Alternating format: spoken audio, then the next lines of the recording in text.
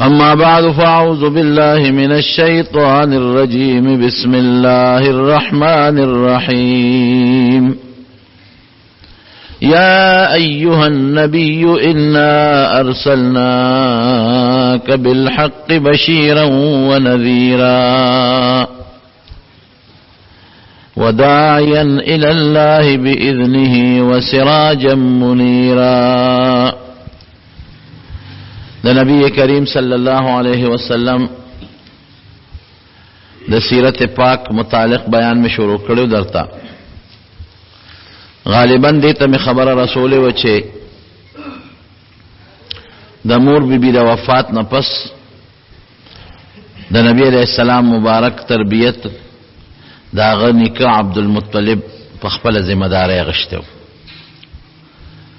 او د پیغمبر علیہ السلام به ډیر زیات خیال ساته. د خپل بچونه به د قدر په نظر وتکتل او داغي یو سو وجوي یو خودي یتیمو او داسې یتیمو چې پلاره د پیدایش نمخ کې وفات او مور په ماشوموالي کې وفات شو. نو په یتیم د انسان ډول رحمي. دویم په پیغمبر علیہ السلام کې غدا سے نخلی دلې و چې هغه د سردارۍ او د کامیابی نخې وي. تر دې حد پورې عبد المطلب د بیت الله په خوا کې بصادر خور کو او پیغمبر علیہ السلام ګوري ماشومو او پاغه صادر د پاسه به دې کېنو او نور چې څومره نوسیو بچیو ابه په صادر د پاسه ناشته تن پرې خودل. نو بعضی بچو به وتوی دا زمونږ وارث لا دومره مینه ولې ورکه مونږ ور سره زمونږه ترونه یو مونږ سره یو ځای په صادر ناشته تن پرې دی.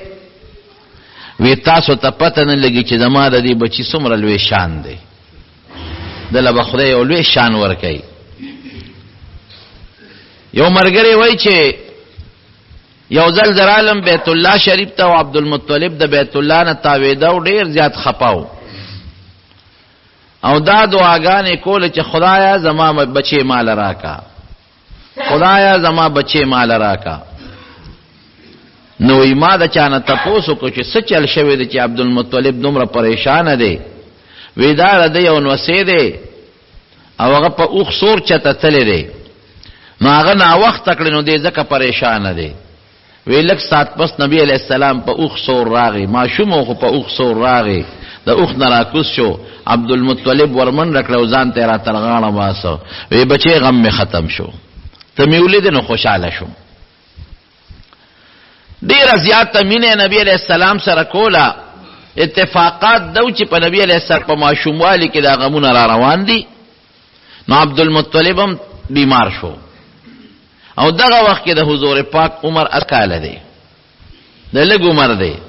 نو خپل بچی راغون کړل او بچو ته وای چې بچي زما سره زیات فکر نه د خپل مال دی نه د خپل زامه دی ما سره د ماشوم نو سی فکر دی. د درد ما درد دی د غم ما غم جن کوي. نو څوک به چې زما د دې بچی ذمہواری بوالی او په داسې نظر د توګوري لکه د خپل اولاد. بچو ټولو وی چې بابا ته مونږ ته حکم کوا مونږ بلد داسې تربیت کو چې د بچی نه زیات تربیت کو. نو عبد المطلب خپل زوی ابو طالب دی له منتخب کو او ابو طالب ځکه منتخب کو چې دا د پیغمبر علیہ السلام د پلار سکر ورو مین دی خوین دی وی. دا نور ترونه چیو د دې مین دی جدا وی او د ابو طالب او د پیغمبر علیہ السلام د والد محترم مین دی خپل وی. نو هغه منتخب کا ابو طالب ته وی دې بچی تا تسپارما دا یتیم نه د پلار نه هم اور نه هم د بدا سے خیال ساتي چې د خپل بچو نه به خیال ساتي. او بیا دې کې عبد المطلب وفات شو. یو سړی وی ما په خپل چې جنازه د عبد المطلب مونږ وړله نو نبی علیہ السلام ماشوم دې جنازې پسې روانو جړلې. چاته رست تپوس کړي دی وی تا ته د عبد المطلب مرګ یاد دی. وی او زه خدا تو کالم په هغه وخت کې اتو کالو په عمر کې نکلا تربیت پاتې شو ترته چې ابو طالب دی. او حقیقت دا چې ابو طالب چې بیا د نبی علیہ السلام کم خیال وساته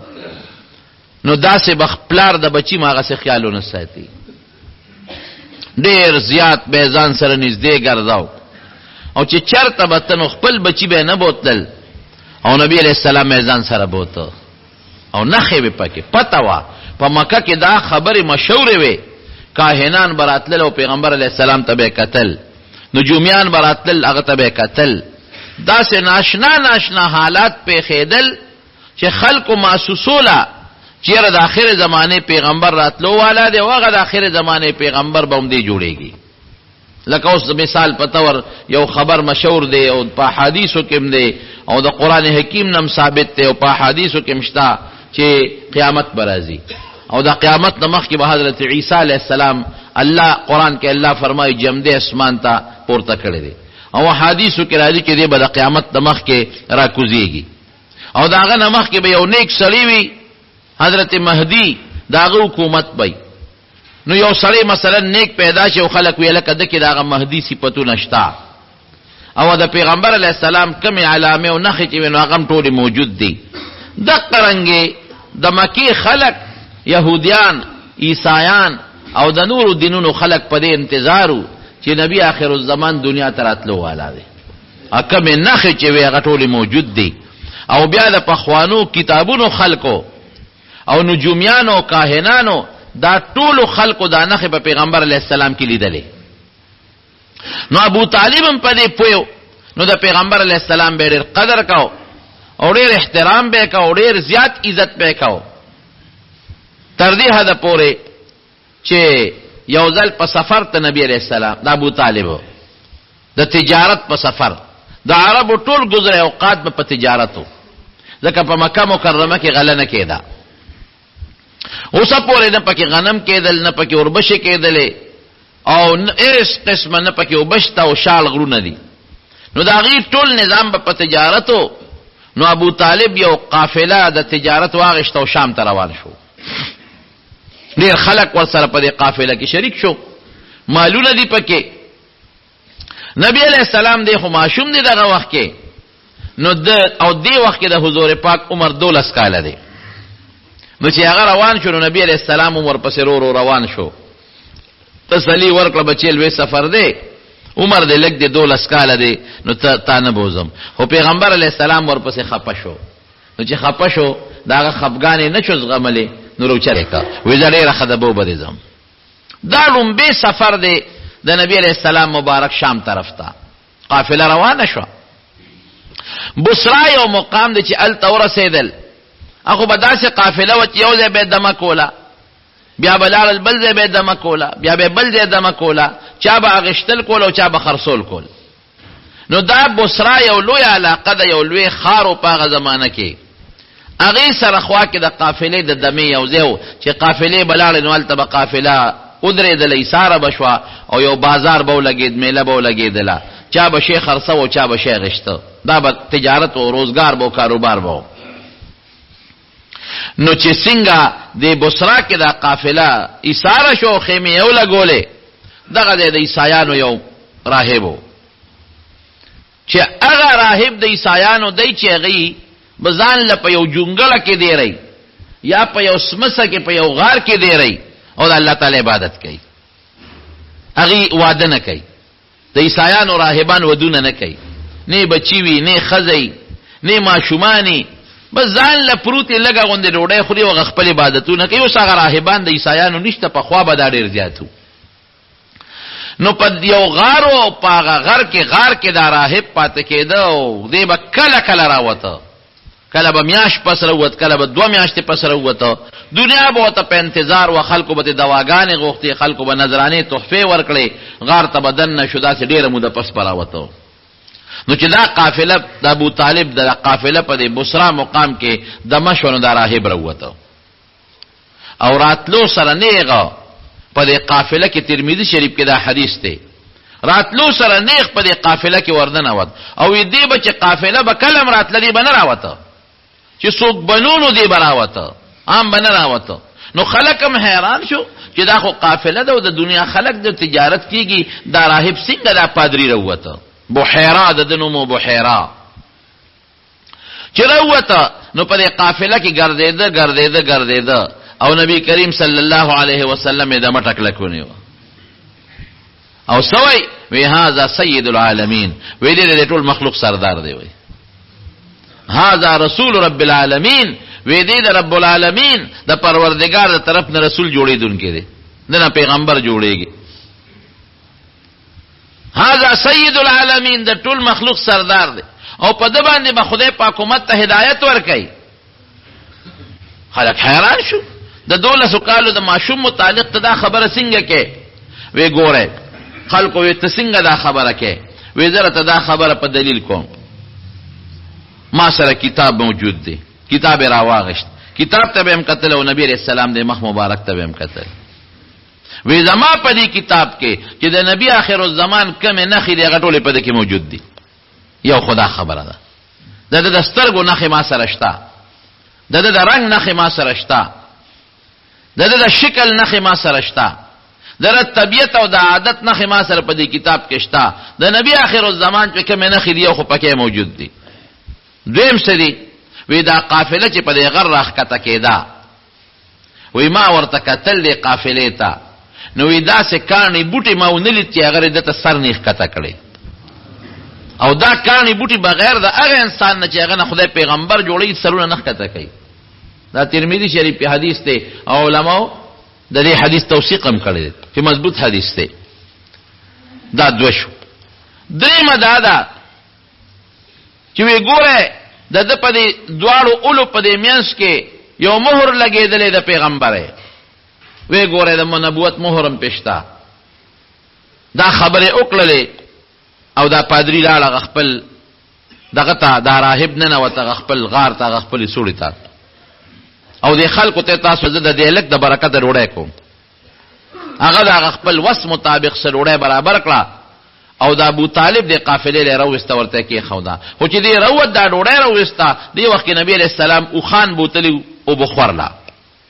ځکه چې چا به په قافله کې د غیا خدمت کو چا به د پخلی خدمت کو چا به د خانو خدمت کو قافله کې خو به دومره کسان نو نبی عليه السلام مبارک او خان بوتلی ګدر ته سیراب کولولا نو چې روت نو یې شو غالک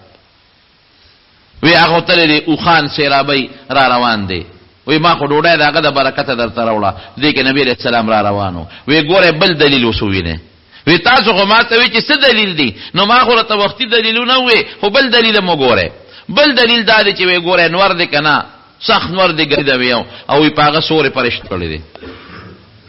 د اوریا سورې دی په د فرشتو تر طرف نه په سورې دی وته وګوره او خلقو قتل واقعي نو چې څنګه نبی عليه السلام خان راوستل او سمیلول نو هغه چې کما اونونو داغه اون سوري ته خلق ناستو د سوري ځای پکې نو نور او سوري خلقو نیولیو وی ګوره تماشا کوي چې نبی عليه السلام راغی سوري نور دی نو دی پنور باندې کې ناسته نو خلقو ته وی ګوره وته اوس نو چې خلقو تماشا وکړه نو هغه اون لګه کګه شو او هغه سوري په پیغمبر عليه السلام ورته وکړه وی دې بل نه شو وی د سرپرست سوکته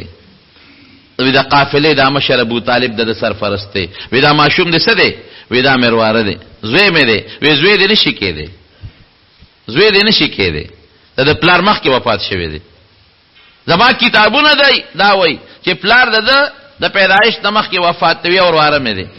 وی خزه د قسم در کوم د خدای د پاره دا لک مبوزه شام تا التکه راهبان دي الته جادوګر دي الته کاهنان دي او دی به ملکی دنه نقصان به تو رسي مهرباني کړي واپس بکی ته ولېګا دی ملېګا نو هغه راهب وتقسمون ورواچل ابو طالب تا چې ته مهرباني کو دی مل شام ته مبوزا شام د اهلی کتاب او د مولیانو د دغه خلقو د ساحرانو د کوټګرو او د کاهنانو علاقه دې د نقصان نه کیږي نو حضرت ابو طالب نبی علیہ السلام بیا واپس د باج مرګرو سره مکه مکرمه ته راولېګا اتفاق تا ګورا قافله رخصتیږي او دې کې او کسان را روان دي چې او کسان را روان دي د روم نه ترمذی کې راځي او کسان نو دی رال دی راهب سره دی رشو خلق خدای نیکانو نه دعاګانې غواړي نو دی بوهایرا راهب وتوی الک سوکه موږ د روم نه راغلیو د روم نه راغلی تاسو سره دا توري او دا سامان دا ست خطرناک غوندې خلک یې وی او خطرناک خو یو وی څنګه وی مونږ تخپل مشران ویل دي چې هغه نبی آخر الزمان دنیا ته راغلی دی او په دې شام کې هغه په دې میاش کې هغه د شام سفر کوي نو مونږ ورته لارې نیولې دي چې کم ځای په ګوتو راشي چې مړې کو دا میاش ته هغه د شام د سفر ده نو مونږ لارې نیولې دي چې په ګوتو راغی چې دې مونږ مړ کو نو دا پادری وتوي دا راهب بوهرا وی قمقل نه وی ولی وی دا کم انسان چې الله د پیغمبره فیصله کړی دا تاسو هغه وجل شي یو خدا وایي چې هغه نبی آخر الزمان جوړېدو والا دی او بل خو مرګ پسې ګرځي نو چې دا چا الله فیصله کړی چې دنه به اخیری پیغمبر جوړو او امت ته په هدایت ورکوم نو یو خدای مقابله ده او بل دا چې تاسو وجل نشئ نو هغه کسان هغه وکسان دی راهب قائل کړل ناغي بیا د سری سار شوې خدمت دا سوچ په مون ختم کو دا یو واقع شو دویم سفر نبی کریم صلی الله علیه وسلم د شام کړی دی دی وخت خو د 1200 کالو دی هغه وخت کې عمر 50 کالو چې دویم سفر هم کړی دی هغه شام ته رسیدلم دی په هغه دویم سفر کې خو په مکه مکرمه کې چې د نبی علیہ السلام کم جندو دغه وخت کې اړ عجیب جندو د مکه خلکو د پیغمبر علیہ السلام ډیر زیات قدر کو لګ نه ډیر زیات قدر به کو او ډیر احترام به کو ځکه پیغمبر علیہ السلام په جون کې دروغ بنوي دروغونه به ځان ساتو دروغ اسیم له جرم دی او په کلی کې چې کم بوډا بو او کم بوډا خزه بوا بیمار بو داغي خدمت او غیله به منډه ترړې والے او د وعده خلاف ورزي نه کړي او ارچا سره خپل مزیدار خشته جون تیر کړي دي یو صحابي د رسول مسلمان د حضرت صائب ابن یزید رضی الله عنه هغه وی ما سره نبی علیہ السلام په لکانه کې په تجارت کې شریک پاتې شوی دی وی قسم دې کدوم رښتونه او امانتدار انسان ما په خپل سترګو لیدلی وی او یو بل مرګری دی هغه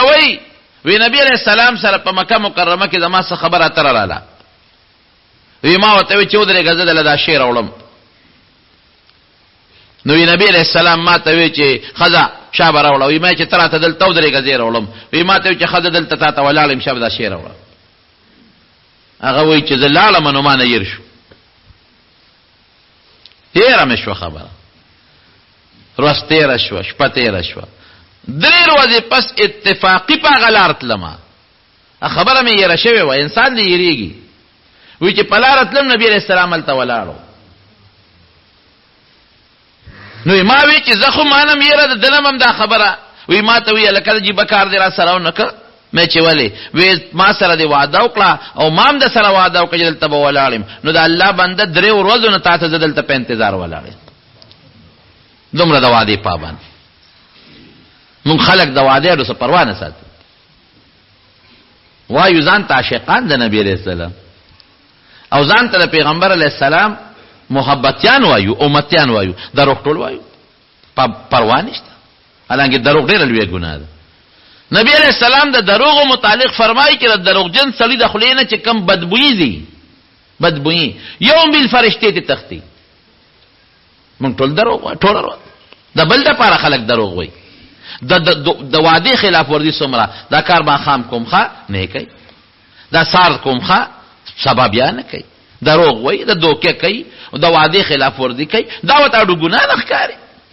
حالانکه دروغ ګناه کبیره ده ولا ګناه نه ده د وعده خلاف ورزي ګناه کبیره ده ولا ګناه نه ده لوی ګناه ده ګوره یو ولا ګناه یو لوی ګناه د وعده خلاف ورزي نبی علیہ السلام فرمایي لا دین لمن لا عهد له چې څوک د وعده پابندی نه کوي د سر نه دین نشتا د دین اخلاص تلا پات د پیغمبر علیہ السلام د امتیت دعوه کوي دروغ ولې وته دروغ جن باندې خدای قران حکیم وای په دروغ جن د خدای لعنت وريږي نو جون دې پاک تیر کړی په مکه مکرمه کې پالکانه کې خشتخ کول پاک جون چا دې تاسو کو په مکه کې خو دا دمتو بودا دنګ ډنګ او دا قصې پیسې وي نو د نبوت نمخ کې پیغمبرانو نمخ کې الکانه جوړ کې دا کار چته کړی دی کنه وی اوزل می ګډه چيله سرولې هر پیغمبر باندې خدای ګډه چيله هم ګوري سرولې الله یو شان دی. ما من نبی الا رعى الغنم، حدیث کې راځي هر پیغمبر ګډه چیلې سرولې دي. صحابه ته تپوس کی و انت یا رسول الله تا سرولې دي؟ یو مام سرولې دي. ولی ګډه چیلې ولی سرولې دي؟ دې کې ډېر حکمتونه دي. یو خدای چې څو ګډه چیلې سرې نو ګډو چیلونه د مشقت شی بل نشتا، هغه بګردي په دشتو باندې تب مر پسې ګرځي چې د مخ کې د مشقت بلد شي. تا باندې به د هجرت سفر راځي، د جهاد سفر به د پسې راځي، د دعوت سفر به د راځي، نو چې مخ کې نه بلد شي وګرځي لګوندې خپو کې طاقت د ګرځېدو پیدا شي، وجود کې د مشقت پیدا شي. په لکانو په ماشومالي چې کم سړی مشقت جون تیر کی درست بیا مشقت کولی شي، او په لکانه باندې چې سړی د آرام طلبه جون تیر کی ارستره مشقت جون نشي تیرولې. یا وشوا دویم د دې ګړو چیلو داسې مثال دی لکه یو مت ګړې چیلې چې څوک ساتي کنه او پسه چې ساتي نو دې ار وخت ته متوجي وي چې ته پر دې فصلونه خوري. دا سوچم کوي او چتا شرمخ پیران شي، شرمخ ایرانونه تختی چې ته غل پیران شي رانهونه تختی، د بوغم ولکې د غیا ولکې د باران د بچ کېدو غم ولکې د دارو درملو غم کوي، نه جوړه پکې نشي. د قرنګ پیغمبر د امت غم کوي چې دې دا د یو ټریننګ دی، د یو تربیت دی. ګله چې لرانه شرمخونه تختی د امتی رانه شیطان اغوان کی، د امت رانه نفس او خواهشاتونه تختی د شرمخ په شکل کې، او ګله چې لوله لګیا دی د اوبو د خوراک بندوبست کوي. د قرنګ پیغمبر امت له لګیا دی ظاهری جسمانی بندوبست هم کوي او روحاني مولا د خوراک بندوبست کوي. نو د ګړو چلو تربیت سره بده په دات ټریننګ شو د لپاره چې ته د امت څنګه تربیت ساتي، څه خیال بساته. نو سموده پیدا کار کړی دی، او بل ګړو چلو سره چې چا تعلق جزئی پکې پیدا کی د کې جزئی دا او خان چې څوک ساتي هغه کې کبر پیدا کیږي، د کې جزئی پیدا کیږي. نو نبی علیہ السلام وی ګړې چلې مې وزل سرولې، نو ماته چاوي چې په مکه کې نن واده لري او پکې ډول سرنا دي، نو ډول بډنګې دا واره باپونه به والو سندري به ویل کېده. وی ماته مرګروي سیل نکو مې ځاچو وی چرالم ما سوتن نفس وی لا قصنه و شورو شوي کې ناستو ګیر چا پیرا خلق راضي جمع شو. وی زم کې ناستم دولا او سرناو ارس قصه په سپه کړه او ارس چو مال خدای خوب راوست او دشم پناسته ودیم او خلقو چې سکړی دې زنیب خبر شوه چې هغه قصه په خلاص شو. وی برګری داسې وړه قولما چې زه چیزو وی مې چې قصه وکړه شروع کیږي وی چې ختمه شو قصه خلاص شو پوزکی مزکیونه وخته شو او خلق خلال الخوارش شو. ویست نه خبر نشم. وی په ماشوموالی کې خدای زره داسې زونه ساتلې نه بیت الله یو ځل جوړېده نو خلکو ګټه راوړلې. نبی رسول الله وی ځله ماشوم ما نو ما به ګټه راوړله. نو زما تر عباس په عمر کې د 2 کاله مشرو نو ما ته عباس وی چې واره داسې وکړه اوګه به په دا ګټه خوښ شي. نو ما لنګ والے ولنګ کمیس بنو د پرتو په ځای مې لنګ والے نو چې دا لنګ د اوس پر ته خورا کوټه ماشومه نو دا د پدیوګه باندې کېدا نو دا ګټه بده دا تیګه بره دا وګنه خوګي. نو عرب به بربند ګرځیدل دا غي خو څه پروا نه و، هغه خو به طوافم بربند کاو. نو ما مې چې زه خو ډیره خدای نو چې ما غلنګ سنگاوس پر دو چتاو مې وې دې کې پزما کا پرې وته ما او سترګې باقي او پرسې دی او چې کې ازاری بال خپل لنګ راکې وې دغه نه پز بربند نه لیدل شوی خدای په حفاظت کې ساتلې. نو ګورا ابو طالب سوی ابو طالب سره چې کم جون دی ډوړې ته چې بکله نبی عليه السلام سره کې ناست دی نه خوي دا مینه خو اصله پیدا کیږي، یو ماشوم سره محبت اصله پیدا کیږي. نو په ډوړې بنورو بچو زما شور کو نبی عليه السلام بشور نه کو غریب کې ناست دی یو عادت زما نورو بچو چې بکم ماشومان خو ارخوا ګوتی وړي کنه او د نبی عليه السلام د ماشوم واری نه د عادت چې د خپل مخه به خوراک کو دبل مخره به ګوتې نه وړي او بل فائدہ بسوا وی چې مونږ به ډوډۍ کې خاو دا نور بچي بو دی بنو ضرب خلاص شو او چې پیغمبر علی السلام به کوم ډوډۍ کې شریک ناستو برکت په پکې پیدا شو نه بخلاصې ده او زما نور بچي چې بسار وختي را پاسې دل نو دا چا پوزې نه با قن به دا چا بسترګو چخینی ولې وي دا چا بغاخونو نه سخوبت لې او د نبی علی السلام په ماشوموالو کې ما د خلینه لاړې سخا او یا پسترګو کې چخ یا په پوزه کې ګن نه لیدلې صاف ستره باو او غاخونو به داسې چمک وو لکه غلې چې په خله کې نیولې د ماشوموالي نه صفا ستره به نور بچو به په خټو په لختو کې به کولې او نبی علیہ السلام ځان په ماشوموالي کې صفا او پاک ساته. دی وجه نه داسې ماشوم سره د خلکو محبت زیات پیدا کیږي. نو خلق نخیم پکې راو باسي او خپل جون دې نه ماشوموالي خشتره دروغ نه وای. خو کدا چا پکو ضرورت راځي مال شابه سودا راوړه په منډار چاله منډه وای. نو د ابو طالب په ځل کې دا د نبی علیہ السلام قدر پیدا شو. د خپل بچو نه به زیات ول لحاظ ساتو او د مکی خلقم د نبی علیہ السلام به ډیر زیات لحاظ ساتو. دې حتی خبر او رسیده چې د پیغمبر علیہ السلام خپل نوم خلقو نه یادو امین او صادق به وته وي. په دې مشهور شو بس چا د نوم چا نه یادو الک هغه امین څه شو امانتګر او صادق غریشتونی څه شو خلقو وته صادق او امین وي. په محمد یا په احمد صلی الله علیه وسلم چا نه یادو امین. ورشا غامین تاواز کا امانتګر تا ورشا غ صادق تاواز کا غریشتونی تا خو د چا به ضرورت او سامان ته بهجتو بل شي ته بهجتو نو فورن او که پلاره به سوکروانو پیټه به وړو ورمنډه کا کاجیرا کا د سره کوړته اوسم زنانه سره به پیټو الرا کا به یا ترور د سره کوړته اوسم. دا خدمت کو په دې ماشوم والی باندې دا د پیغمبر علی السلام مبارک صفت ته. بیت الله شریف جوړې ده. بیت الله د بیت الله د جوړېدو عجیب اندازه وا. خدای پاک نبی علیہ السلام ته ایثار کړي بعضی کارونه د فائدې. بیت الله شریف سیلاب روان کړو سیلاب راغلی روان کړو او دیوالونه شلیدلیو او چتم نه لیدلو او بیا یو اجدها خامارو په بیت الله شریف کې دونه غټ خامارو چې کله به وی سر او چت کو په دیوال به کې خو ده نو لکه د کټي عمر سره دوبره غټ سره او چې خله به आवाज کنو خلق به تیرېدل. نو د مکه قریش او ذل جمع شو چې د بیت الله قرآن دې د خدای کور دې جوړول غواړي چا ولا ګوتې نه ورتلې نه دا به مونږ روانو سینګا دا به مونږ سینګ روانو او چا به دې مار سره سکه دا به څوک دې ته ورنږدې کېږي. الله دا رورو کو دې د پاره چې نبی علیہ السلام را لوي کې او دې پکې صدر کی.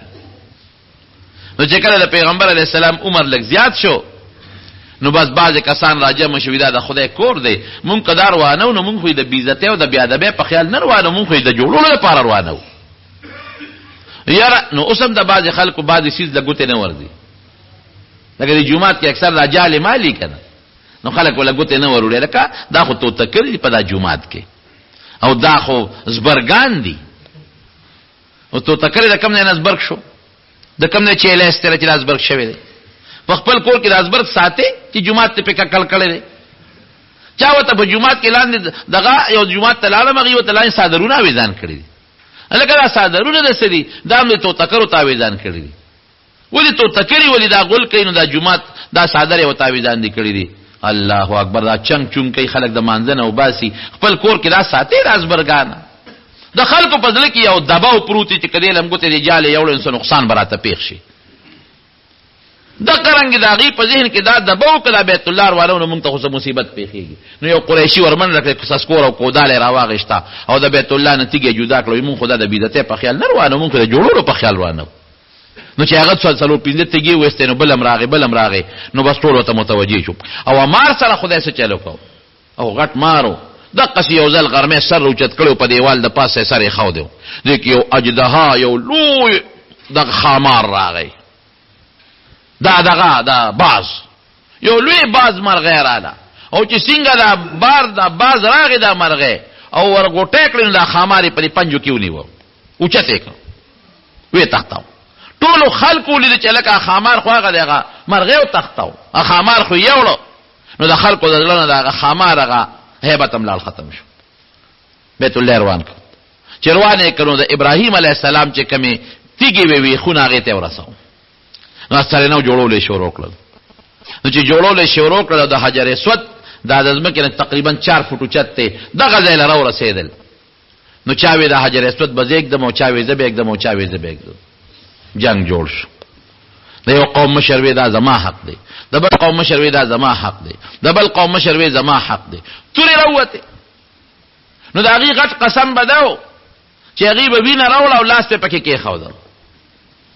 د ساروي وینه بوا نو د قومونو مشرانو پیاله کې وینې راوړو پکې لاس کې خود مطلب بر دې دا چې ګورې ما په وینې کې لاس بس ګنده کړی دی اوس وینې به تویو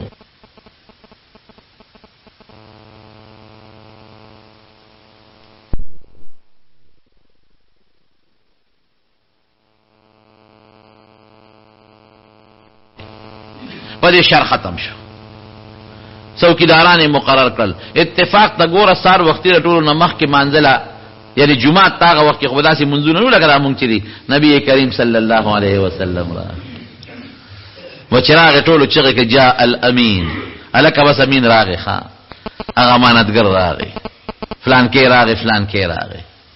نو د پیغمبر علی السلام دی وخت لا بالغم لا راکوټ دی کشر دی بالغ خو دی خو راکوټ دی عمر کم دی نور په نسبت هغه یو ډیره خشته فیصله وکړه وی اختیار خو زمانه ټول مشران راغون کل وی اوسته اختیار دی که په خپل لګی دا حجر اسود او کوم ته وی نه زما یو طریقه دا هغه وکي نو د ټول په خپل قسم کې رښتونه پاتې شي وی او صادر راوړل صادر یې پیراوړو صادر چې راوړل خورې ک پمیاس او چې خورې کنو حجر اسود راواغش په صادر کې خود په خپل الله سو مبارکو او ټول مشرانو ته وی راشه دا پلوونی سوچت کې دا دې جوړه کې ټول اوچت کړي نو دا قوم مشران رااله لو پلوونه ونیول او صادر اوچت ک حجر اسود په خپل اوچت شو نو چې اوچت ک نو نبی علیہ السلام حجر اسود راواغشتو په غاړه کې د بیت الله په جوړولو کې خدای پاک نبی علیہ السلام لدا یو سم مقرر کړ او خيار فیصله وکړه سونه خيار فیصله ټول مشران خوشاله شو ار یو ما قسم کړو چې زه به اوچتوم एकदम با بس ما اوچت کړه صادر کې ټول اوچت کړ نو جون دې په مکه مکرمه کې عزت تیر او خشتخ کله جون مزیدار مشرانو به قدر کوم زول به قدر کو او دا فضول غب شپ او دا خندا خوندي د دې نه ځان ساتل دي چته په زندګۍ کې نبی رسول الله فرمایي ما په زندګۍ کې چې ته بت ته سجده نه کړې نه مې د بت احترام او تعظیم کړې دي لکه مې د ماشوم والی نفرتو چې دا خود کانی مورته مونږ جوړو په خپل لاس ولا مخونه جوړو او پوزه ولا جوړو شکل ولا تراشو نو دا به مونږ له خیر راکې کم شي چې ته جوړ کې نه به تعالی څه خیر درکې خیر به هغه ذات درکې چې تا جوړي او ستا خالق او مالک دی مخکې مې د بوتانو نفرتو نو یو سفر بلو که د 15 کالو په عمر کې د شام هغه سفر څنګه په مکه مکرمه کې یو خزوا ډېر خيار او مالدار خزوا نومي حضرت خدیجه رضی الله تعالی عنها د پلار نومي خویلدو دی خدیجه سره بلا سامانو او نارینه سوکشتنه او د پیغمبر علی السلام د امانتګری چرچا خوره ده نو د خدیجه دا چلو چې نبی علی السلام ته سوال جواب راولېګو د چا په واسطه چې کتا زما سامان یوړو جمعات متعلق بیا درته هم خدامون بر جمعات کې چت کې کار شروع دي دوستان پکې پورا د اخلاص نه تعاون وکړي ها ان شاء الله کارم زمونږه نږدې دې که خیر ان شاء الله خو لقرضدار یو پکې لکه مو خو مې چندې نه غواړو جمعات ته پانه تاسو دوستان چې څومره د اخلاص نه پکې تعاون وکړي ان شاء الله چې دا کار سرته ورسیږي پلستری بر شروع دي الحمدلله نو هغه وته سوال جواب راولېګو چې کزما مال ته په تجارت کې شام ته وړې نو زبدل ډیره ګټه درکم د نور په نسبت نور خلک چې څومره ګټه بل ورکوم دا غیر متعال ډیره درکم نو نبی رسول سلام د خپل تر ابو طالب سره مشوره وکړه هغه ته ډیره خدای دلال شه نو د خدیجه رضی الله تعالی عنها مال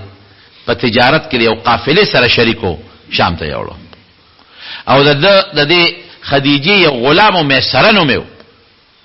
او سره د خدمت لپاره مرګره شو چې مال به یو غلام راکې چې ما سره د مال تجارت کې خدمت وکي کار را سره وکي نو میسره وسره په خدمت کې لا اتفاق تا ګور لار کې او بل پادریو نستورا وته وي هغه سره د پیغمبر علی السلام ملاقات شو دا راهبانو چې څنګه ملاقات د نبی علیہ السلام سره وشو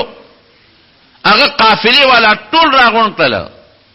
او د نبی علیہ السلام نه ست تاسو وکړل او داغه جواب وکړ او هغه راهبم اعلان وکړ و اے قریشو ډېر ښه بختم دی، ښه بختور خلک یې. وی څنګه؟ وی دا کم الک چې دا قافله کې تاسو سره روان دی د دن د آخر زمانه پیغمبر جوړېدو والا دی. وی دلیل دې څه دی؟ نو هغه خپل کتاب راوسته. وی ګوره دغه چې کوم نه خېری اقدم په کتابونو کې موجود دی. هغه نستورا راهبم د پیغمبر علی السلام د نبوت پیشنګوئی ورکړه او خبره ورکړه قریشو له دې مې سره خو به دا ارس نوٹ کول چرچاونو بی خدیجه دی خپل مې سره غلام ته وی چې د الګ تجارت لګم غره یو حرکت نوٹ کوا ما تبال وې اتفاق ته ګور هغه مال ډېر لوی غټا وکړه دومره غټا وکړه چې د خدیجه رضی الله عنها مال دومره غټا ډو چې تکړه نه و. نو چې واپس رااله نو مې سره غلام بی خدیجه ته ټول الوي وې دا قصې نستوره راهب خدا خبر وکړه نستوره مشهور راهب د عیسایانو هغه خدا خبر وکړه چې د اخر زمانه پیغمبر جوړېدو والا دی یوا او دا څکار دی چې موږ پنور سره شو او په دغه دورې دې سورې کېده دې پنور چې ته خدای نه پرېخې سورې به کېده او درې مو عادت وي عادت ادارې چې چته دروغ نه دی ویلې په دې ټوله لار کې او نه ستا په مال کې په خرڅول اغشتو کې ټګي کړی دا او یو ځای کې یو سړي سره سودا کوله ناغه ته قسم وکړه چې د ما دې پلات او په عزا قسمی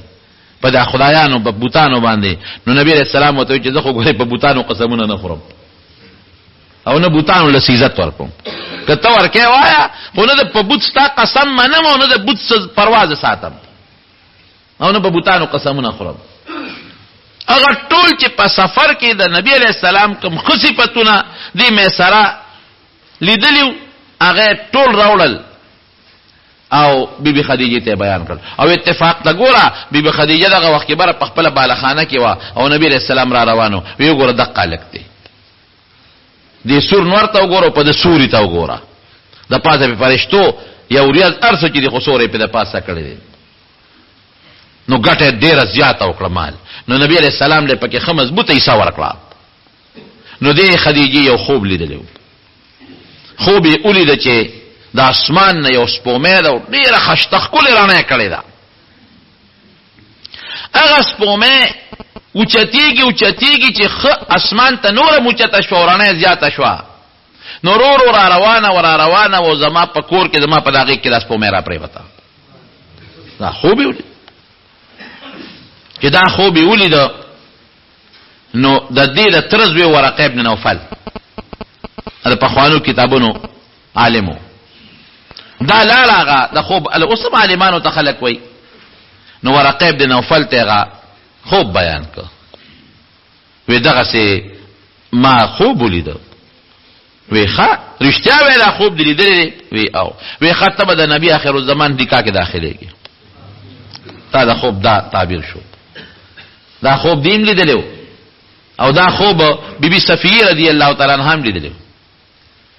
حضرت صفیه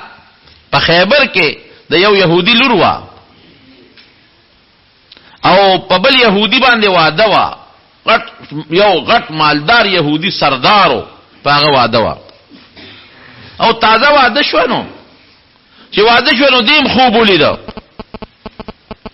وی اوس په مې د مدینه د طرف نه اوچته شو او د اسمان د میاں ستلاړه او هغه په مې راتله د ما په دغه کې را پرې وتا. نو د دې صفیه خاوندم د پخوانو کتابونو خو يهوديو او د پخوانو کتابونو علم وسره نو خاوند ته الوي وی سړی دغه څه خوب میولیدا چې اوس په مې و د یثرب د مدینې نوم یثرب د مدینې نه اوچته شو د اسمان سر ته لاړو او بیا د ما دغه کې را پرې وتا. نو خاوند خو پوي شو نو هغه مضبوط لاس اوچت کو د صفیه په یو مضبوطه سپېړه واله وی ته جوړ د مدینې د سردار خوبونه نه ته د مدینې د سردار خوبونه نه. نو د بیبي صفیه په دې مخ باندې یو داغ پاتې شو. اتفاقا سلور 15 ورځې پس نبی علیہ السلام په خیبر حمله وکړه خیبر فتح شو هغه صفیه د پیغمبر علیہ السلام نکاح لراله نو په دې مخ یو داغو نو تاسو ته چاو کوي دا په مخ د داغ ولې دی وی دا خاون په سپېړه والو ما ځکه ما دا خوب لیدل او دا سه خوب بیبي عائشہ صدیقه لیدل دي هغه خدریس په مې لیدل دي وی خوب مې ورته اوس په مې رااله او زما په غږ کې را پرې وتا وی بیا مې ورته بل را پرې وتا بیا مې بل ولید چې درې مراله زما په غږ کې را پرې وتا نو پلار ته را خوب بیان که حضرت ابوبکر صدیق تا بابا دا قسم دریس په مې ولې پر لپسې چې د ماغه کې را پریوته هغه وتا ډوغه ګونه کو. نو چې نبی علیہ السلام وفات شو او د بیبي عائشه په غیږ کې ته ساتلې وکنه او د عائشه صدیقه په کوټه کې دفن شو. نو ابوبکر وتوی هاذا احد اقمارک ویلاده هغه یوس په مې وا او دوه بنوري ویني. نو دویم ابوبکر شو دریم حضرت عمر شو درې والا کوټه کې دفن شو. بهر کیف خدیجه چې دا خوب ولید نو شوق نور پیدا شو چې واقعي دا خو ډېر خوب ته خو خدای زمان نبی اخر الزمان خاون که خدا خو ډېر خي. نو د پیغمبر علی السلام متعلق خو صفاتونه مو چې دا د اخر زمانه پیغمبر جوړېدو والا دی او هغه نه خانیم خلکو بیان کړي وي. نو خدیجه ذهن کې دا خبر رااله چې ممکن ده چې عمده لکه واقعي اخر زمانه پیغمبر جوړ شي. نو نبی علیہ السلام ته سوال جواب راولېږه د نکاح لپاره. دغه وخت کې د حضرت خدیجه عمر 40 کالو او د نبی کریم صلی الله علیه وسلم عمر 50 کالو. د نکاح پیغام یې راولېږه. نو نبی علیہ السلام چې دې کې خود سره نشم ویلې کاکا ته به ویم. نو حضرت ابو طالب ته ویل دا حضرت ته موږ صرف د پیغمبر علیہ السلام د تربیت په بنیاد وایي چې د حضور پاکه تربیت کړی. نور دې کافر مړ دی ابو طالب جهنم کې پروت دی. قسمت خبره ده. بهر کیف ابو طالب ته وی چې دغه سه خدیجه ما سره سوال جواب را لګره دی غلام را لګره دی د نکاح اراده ده ډیره خدا لارو د نکاح د خدیجه رضی الله تعالی عنها سره وشو. د نکاح خطبه ابو طالب په خپل ویل ده نکاح تړل ده او مہر 1500 درهم ولا پاغه وخت کې مقرر کړ. 1500 درهم دا لومبه وعده د نبی رسول الله. عمر 50 کاله او خضر 40 کالو ده. خوریر او خيار بیبي وو. الله عجیب نظام کین. دې طرف ته د نبی رسول الله نه مورشتا نه بل څوک داسې مشر زنانه شتا کور کې دنه خو بندل ډاټ خزه ور کوي تسلی ولا خزه ور کوي. نو که عمر د بندا د خزه کمی نو هغه خو تسلی نشي ورکولې هغه خاون له ډاډ نشي ورکولې او په نبی علیہ السلام خورستو مضبوطه مرحله را روانه وي. نو داسې خله ول نکاح راوستل چې مالدارم ده او خيارم ده مشرم ده. نو چې کله به نبی علیہ السلام د تکلیف یا مسله پیښ شو نو دې بداسه ډاډ ورکاو خله و بیبي و لکه یو مشر زنانه چې یو خپل کشر له ډاډو دغه ورکای تسلی ورکای داسې تسلی به ورکوله او داغي مینا محبت. الله اکبر. د خځه د خاون په منځ کې مینا دا ضروری شی دی. بهتره خبره ده. د کم خاون چې د خځه سره محبت او مینا ني یا د کم خځه د خپل خاون سره محبت او مینا ني دا جن نیمګړی وي نیمګړی. خدای دې دا نیمګړی جن مسلمان ساتي. دا نیمګړی جن دی. بعض خاون په خځو ظلمونه کوي او بعض خځه د خاوندانو سره ظلمونه او زیاتی کوي. د ار چا خپل حق دی د خځه خپل حق دی او د خاون خپل حق دی. که خځه د خپل خاون د حق خیال وساته او خاون د خپل خځه د حق خیال وساته او بیا بچی د دوارو د خپل بچو له حاضر ساته اسپمني. خلاصه دا درونو کوم د شریعت په دایره کې دن جون تیر کا قسم دې کې اس مشکلات مې اس مشکلات منی خو بعض وخت خزه د شریعت د دایرې نه سربار وباسي نو د خاوند د حق خیال نه ساتي او بعض وخت خاوند د شریعت د دایرې نه سربار وباسي د خزه حق نه ساتي. نو د نبی علیہ السلام او د حضرت خدیجه رضی الله تعالی عنها محبت او زندگی مثالی و. د پیغمبر علیہ السلام خپل کور او خپل اوس چې راکم ځای کې په مکه مکرمه کې وسمشتا د صفا مروانه چې سړی بار اوس یو لوی میدان دی او ټټې داخله کوته د ابو جهل ټټې وای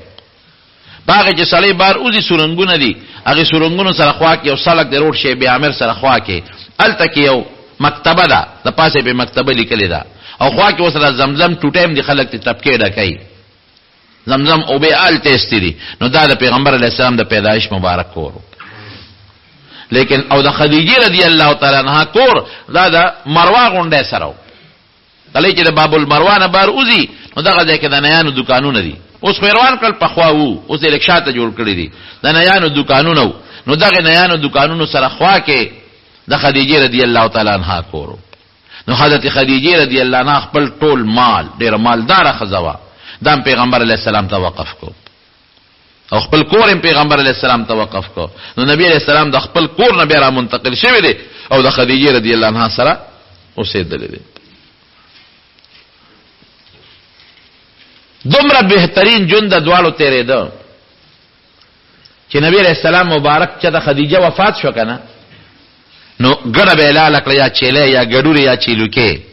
نو د خدیجه رضی الله تعالی عنها چې کومه خزه دوستانه وي نو هغه به غوخه لګلا، دا هغه د مرګ نه پس، دا هغه د مرګ نه پس به د هغه دوستانو خزو لغوخه لګلا. نو بیبي عائشه وی مالو په غوسه رااله، بل له په بن غوسه ورځي کنه، وی ما به ته چې د الله رسول په دنیا او ډیر زیات صفت پیدا ما مخ کې کاو، نه مې چې د الله رسول په دنیا کې بل خزانه و دغه یو بوډای و چې د اسره وخت کې نیولیو، باندې چې بوډای شنو وخت کې خامخه. حالانکه عائشه وی مالی دلم نو خدیجه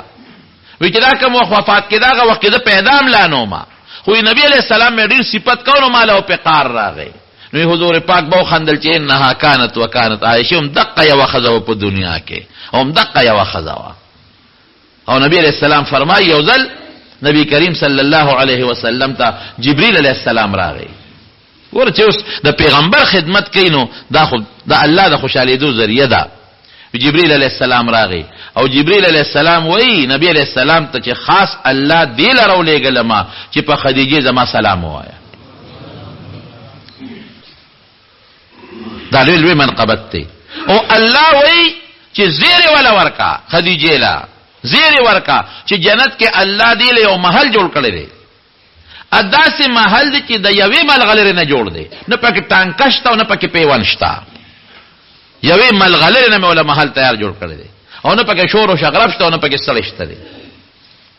او نبی علیہ السلام به فرمایل وی خدیجه رضی الله تعالی عنها د پیغمبر ټول بچی دینه پیدا،